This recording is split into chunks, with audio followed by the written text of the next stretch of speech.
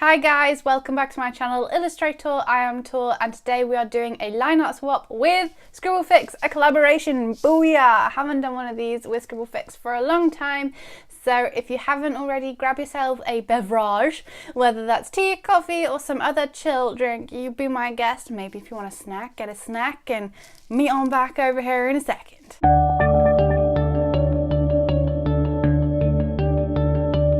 So, like the time of which we are uploading, this is October, this is Halloween. We are going to have scary things, we are going to have Halloween things. We wanted it to be kind of relevant for the time of year that we are pushing this live. So that is what we were doing. So basically before I gave my stuff over, I was just doing a whole bunch of sketches and I decided that I didn't want to do like someone dressing up as a scary person or a creature or something, because I've done a creature recently for my PPC challenge, which I will link above for you guys to check out. I have done a kid dress up as a pumpkin before in my very first Inktober that I published online. If I can find that video link, I will leave that above. Please bear in mind that was like from my very early days, so everything is very different, like very different. So if I find that, I will link that above for you guys. But I wanted to like avoid that kind of stuff. So I just thought, I'll let my pencil wander. And that is what I did. And I sketched out, I don't know if you can see, this guy here. And yeah, I drew a guy. Like that never happens. I never draw guys because I always get their anatomy wrong. Always, without a shadow of a doubt. So while this guy is not perfect, he got pretty damn close to being perfect. So yeah, I went down the route of going traditional line art because I don't have an iPad Pro, so traditional. I just did it traditionally because that's what I had.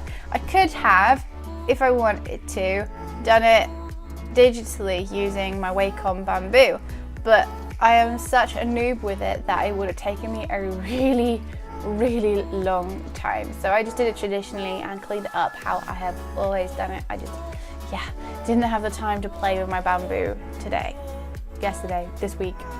This month's been crazy, guys.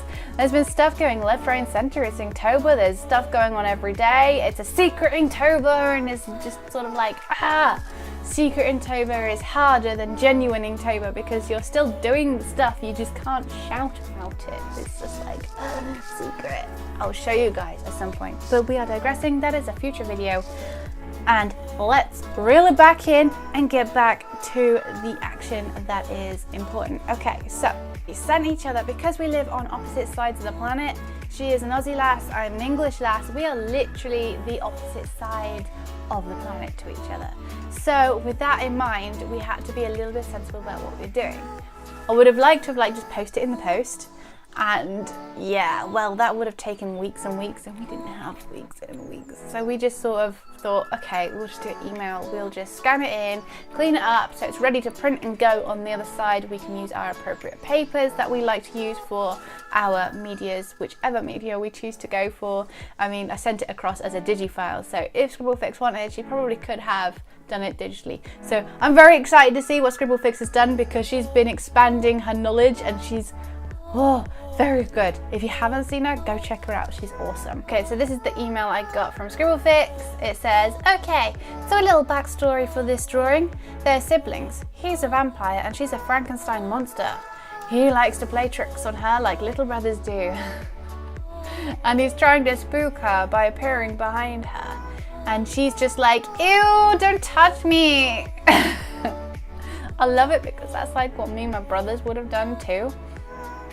And it also says, I thought it was a bit silly and funny, lol. And I completely agree, I love your concept. And I was like, yes, can't wait to get into this. I do have a side confession though. So yeah, I don't actually have a printer at home at the moment. We recently-ish moved.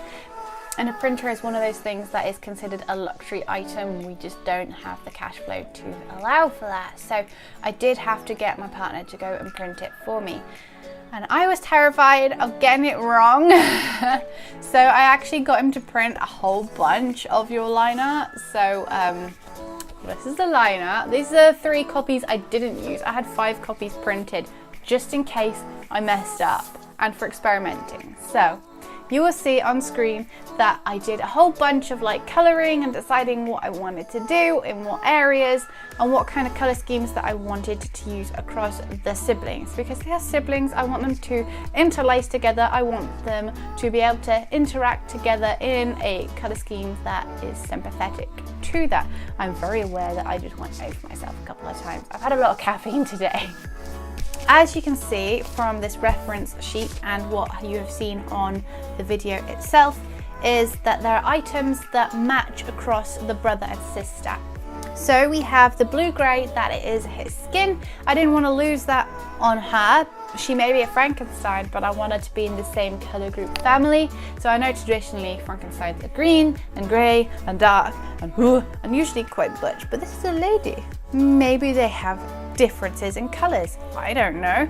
So I thought I would like relate them in that way. So we do have blue greys. I wanted to keep it in the cool family so that they are represented across both, and we've gone for like a purple blue grey kind of vibe on her. Well, we've got a blue grey on him, which is quite sweet. The blue grey on him also is represented on her as the ribboning and the eyes, which is sweet. And then opposite way round, we have the cream of the dress is also the cream of like the cuffs and things. And I was just trying to play those colours together. So the colours you see on here, bar the greens, are the colours that are used in the piece. So if we just ignore her legs for a second and the swatch at the top, that is the colour scheme that I went for. I don't know about you guys, if you guys have ever done a line art swap. I did feel really stressed doing it, just because I was really worried about doing the illustration justice. I was worried for like most of the time, going, oh my gosh, I hope it's okay. But having the big pile of line art spare, just in case, really helped to like release that stress, because I was like, if I'm not happy with it, I'm not going to put it out there, and I'll just do another one, you know. So it's not all lost, and we can put it down to like a learning curve. Luckily, I was happy with what I did. I feel like I did it justice, so hopefully you guys agree as well that I may have done it justice. Please leave a nice big thumbs up if you think I did do the line art justice. That will make me feel really good. So before I go and sign out, guys, I would like to just say, if you haven't already, hop on over to see ScribbleFix. She is amazing. Don't forget to give her a great big thumbs up and subscribe. She is amazing.